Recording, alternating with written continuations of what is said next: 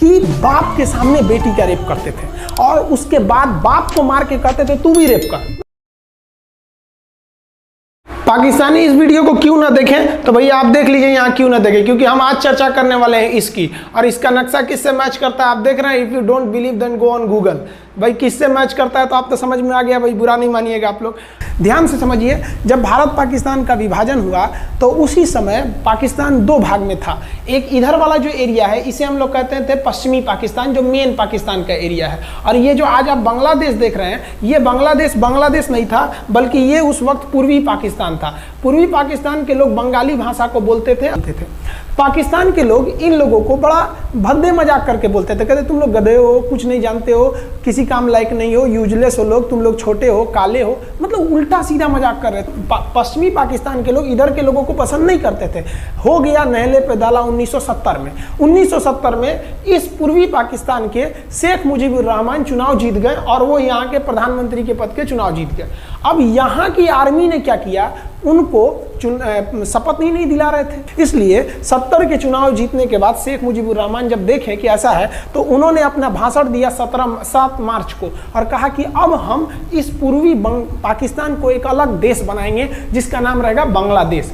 इस भाषण के वजह से आर्मी ने, पाकिस्तान की आर्मी ने 25 मार्च 1971 को गिरफ्तार करके अब पश्चिमी पाकिस्तान में अरेस्ट करके बंदी बनाकर रख दिया और यहाँ पर जुल्म करना चालू कर दिया।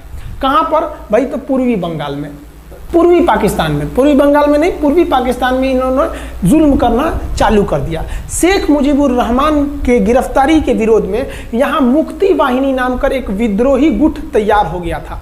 लेकिन पाकिस्तान के, पश्चिमी पाकिस्तान के लोगों ने इस पूर्वी पाकिस्तान पे इतना भयानक जुल्म किया कि इस पूर्वी पाकिस्तान में इस पश्चिमी पाकिस्तान के लोगों ने यहाँ पर 30 लाख लोगों को कटवा दिया। 30 लाख लोगों को कटवा दिया। 4 लाख महिलाओं का बलात्कार कर दिया। अपने देश के 4 लाख औरतों का रेप किया यहाँ पे। इतना भयानक वो दृश्य है कि अगर हम उसको YouTube पे दिखा देंगे ना तो YouTube हमारे ऊपर क्लेम करेगा, भैया आप ये सब इतने भयानक दृश्य नहीं दिखा सकते। आप अंदाजा लगाइए इनकी क्रूरता का। ये अपने देश पर इतना भयानक जुल्म कर रहे हैं। इतना भयानक जुल्म किया इन लोगों ने कि शेख मुजीबुर रहमान की गिरफ्तारी के बाद इस जुल्म का नतीजा ये हुआ कि अप्रैल 1971 तक भारत में यहाँ से लोग भाग के आ गए कि भैया हम जिंदा रहेंगे तब तो।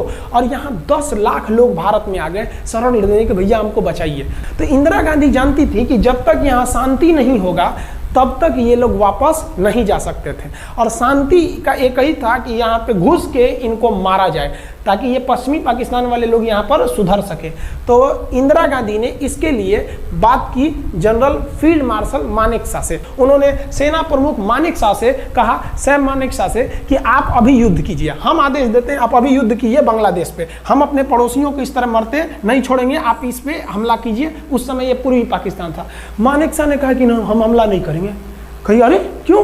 कहा कि आप महीना देख रही हैं, अप्रैल का महीना है। अप्रैल के महीने का मतलब बरसात का दिन सर पे है और बरसात के समय पूरब का हाल क्या होता है, एकदम भयानक बाढ़ आ जाती है। और उन्होंने एग्जाम्पल भी दिया कि सिकंदर की फौज भी हाथी लेके आई थी और कीचड़ में फंस गई थी कि अगर यहाँ हम लड़ जाते हैं तो यहाँ बरसात रहेगा, हम यहाँ उलझ जाएंगे, ये एरिया सूखा रहेगा, चाइना का ऊपर से एरिया सूखा रहेगा, ये हमला कर देंगे, हमको 3 ओर से लड़ाई लड़ना पड़ेगा। मानेकशॉ ने इंदिरा गांधी से कहा कि आप 2-3 काम कर लीजिए।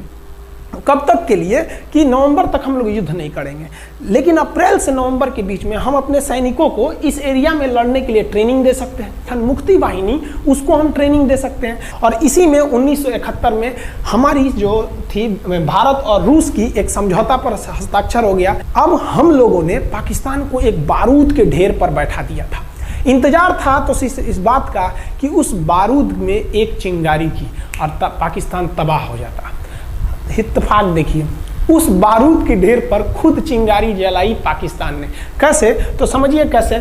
हम लोग का था कि इधर हम लोग ऑफेंसिव हो जाएंगे, मतलब इधर भयानक हमलावर हो जाएंगे और इधर हम लोग डिफेंसिव रहेंगे, मतलब इधर कम हमला करेंगे। ताकि हम लोग का मेन मकसद पाकिस्तान से युद्ध नहीं था, हमारा मेन मकसद था हमारे अपने बांग्लादेशी भाइयों पर जो जुल्म हो रहा था, जो उनकी बहनों को रेप हो रहा था, इतना भयानक किया था वहाँ पर पाकिस्तानियों ने कि बाप के सामने बेटी का रेप करते थे और उसके बाद बाप को मार के कहते थे तू भी रेप कर। इतना मतलब मानवता पूरी खत्म कर दिया गया वहाँ पर। तो भारत ने कहा कि इधर हम डिफेंसिव रहेंगे।